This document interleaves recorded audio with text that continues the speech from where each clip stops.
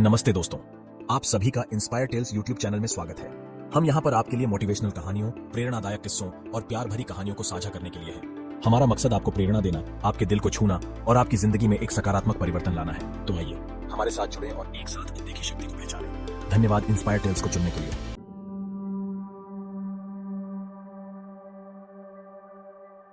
मरने के बाद स्वर्ग के द्वार पर 4 व्यक्ति खड़े थे। इन 4 व्यक्तियों में पहला राजा था, दूसरा एक बिजनेसमैन था, तीसरा पंडित था और चौथा एक आम आदमी मजदूर था।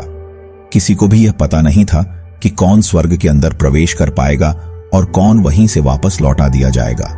सब स्वर्ग का दरवाजा खुलने की राह देख रहे थे और आपस में बातें कर रहे थे। जैसे कि राजा को मरने से पहले से ही आदत थी, उसने अपनी बात सबसे पहले बताई। राजा ने कहा, मैं बहुत प्रख्यात राजा हूं, मैंने धरती पर अपना बहुत नाम कमाया है, इसलिए पूरी संभावना है कि मैं ही स्वर्ग में जाऊंगा।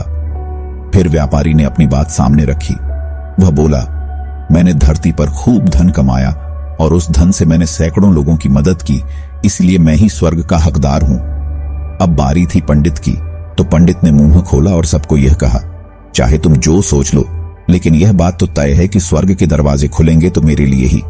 सब जानते हैं कि पंडित दिन रात भगवान को याद करते हैं, इसलिए स्वाभाविक है कि स्वर्ग में पंडित का स्वागत किया जाए। जब सबने अपना अपना पक्ष रख दिया, तब सबकी नजर उस मजदूर पर थी जो चुपचाप अपनी नजरें नीचे झुकाए बिना कुछ बोले वहीं पर खड़ा रहा।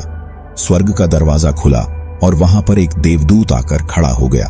देवदूत के हाथों में एक पुस्तक थी जिसमें इन सभी के कर्मों के बारे में लिखा हुआ था। देवदूत ने सबसे पहले राजा को अपने पास बुलाया और उसको पूछा, तुम बताओ, तुमने अपने जीवन में क्या क्या अच्छे कर्म किए हैं? मैं उन्हें इस पुस्तक में देखकर फैसला करूंगा कि तुम्हें अंदर आने देना है या नहीं। राजा ने कहा, मेरा राज्य जितना बड़ा था उतना ही समृद्ध था और मेरी राज्य के सभी लोग खुशहाल थे, सभी बड़े आनंद से रहते थे। मैंने उन्हें कभी भी किसी भी चीज की कमी नहीं होने दी। यही मेरे अच्छे कर्म हैं। देवदूत ने अपने पुस्तक में देखा और देखने के बाद राजा से कहा, तुम सच बोलते हो, तुमने अपने राज्य की प्रजा को बहुत सुखी रखा था, लेकिन तुमने अपने राज्य की सीमा बढ़ाने के लिए जितने युद्ध किए थे, उन युद्ध की वजह से हजारों सैनिकों ने अपनी जान गंवा दी थी। उन हजारों सैनिकों के परिवार के दुख का कारण तुम बने थे, इसलिए तुम स्वर्ग में नहीं आ सकते। अब बारी थी व्यापारी की। व्यापारी से जब देवदूत ने पूछा कि तुम्हारे अच्छे कर्म क्या है, तब व्यापारी ने उससे कहा, मैंने सैकड़ों लोगों को खाना खिलाया है, कई आश्रमों में दान किया है, कई निराश्रित लोगों के लिए घर बनाकर दिया है, ये मेरे अच्छे कर्म हैं।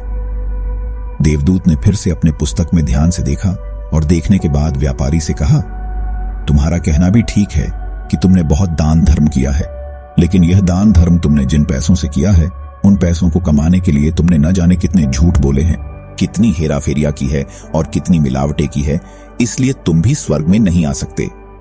जब पंडित से यही सवाल किया गया तो पंडित ने बड़े ही आत्मविश्वास के साथ कहा, मैंने अनगिनत लोगों को ज्ञान दिया है, हजारों यज्ञ और पूजाएं की है और दिन रात भगवान का जाप किया है, इससे अच्छे कर्म और क्या ही हो सकते हैं। देवदूत ने अपनी पुस्तक के अंदर झांक कर देखा और पंडित से कहा, आपने जितने भी लोगों को जो भी ज्ञान दिया है, उन बातों पर खुद कभी अमल नहीं किया। आपने यज्ञ, पूजा या भगवान का नाम निस्वार्थ भाव से कभी नहीं लिया, इसलिए आपका भी स्वर्ग में आना प्रतिबंधित है। मजदूर यह सब देखकर हैरान था। वह अब तक जिन्हें महान समझता आ रहा था, उनकी व्याख्या स्वर्ग के दरवाजे पर आकर बदल गई थी।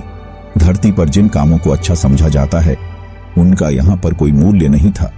यमदूत ने जब इस मजदूर को अपने पास बुलाया और इससे पहले कि वह उससे उसके अच्छे कर्मों के बारे में पूछता, मजदूर बोल पड़ा, प्रभु, मैं जानता हूं कि मैं भी स्वर्ग में आने के लायक नहीं हूं, लेकिन मैं फिर भी एक बार बाहर से ही स्वर्ग को झांक कर देखना चाहता हूं। बस इससे ज्यादा मेरी कोई इच्छा है ही नहीं, क्योंकि ऐसी इच्छा पालने के लिए मैंने जीवन में कुछ भी नहीं किया है।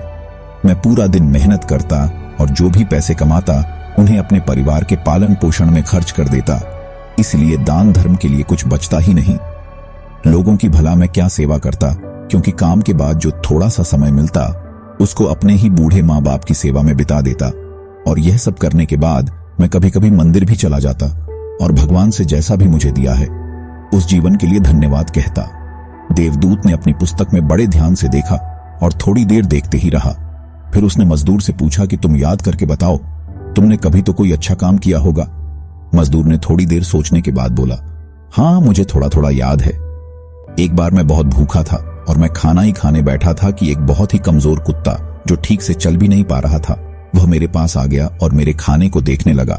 तब मैंने अपनी रोटी उसे खिला दी थी और उस दिन मैं खुद भूखा सोया था। मजदूर की बात सुनने के बाद देवदूत मुस्कुराया और मजदूर को बड़े सम्मान से स्वर्ग के अंदर लेकर गया।